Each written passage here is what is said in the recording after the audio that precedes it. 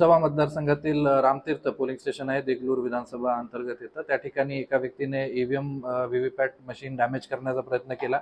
या प्रयत्नामध्ये बॅलेट युनिटला क्षती झालेली आहे आणि व्हीव्हीपॅटचा वरचा भाग थोडा क्षतिग्रस्त झालेला आहे. मात्र कंट्रोल युनिट सेफ आहे आणि व्हीव्हीपॅटच्या ज्या चिट्स असतात स्लिप्स त्या सुद्धा सेफ आहेत.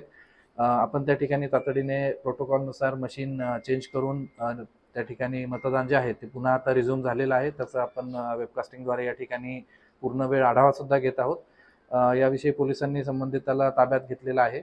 त्याचबरोबर या घटनेची माहिती आपण सर्व वरिष्ठ कार्यालयांना पोहोचवलेली आहे. सर, कोण होता हा व्यक्ती, काय कारण याचं काही? त्याचं डिटेल पोलीस रिपोर्ट आम्ही थोड्या वेळात आपल्याकडे शेअर करतो. सर, या मशीनला डॅमेज करण्यात आलंय, त्या मशीनवरती वोटिंगला नाही, तो डेटा पूर्ण रिट्रायबल आहे. तो डेटा आपण सेव्ह करून ठेवतो आणि त्या मशीन सील करून आपण संध्याकाळी सगळ्या मशीनसोबत घेऊन येणार. त्यामुळे तिथला कुठलाही डेटा लॉस झालेला नाही. मतदान प्रक्रिया ही सुरळीत सुरू आहे. कुठल्याही अफवेवर किंवा गैरसमजावर आपण कृपया कोणी विश्वास ठेवू नका. सर, नांदेड जिल्ह्यातल्या वेगवेगळ्या भागामध्ये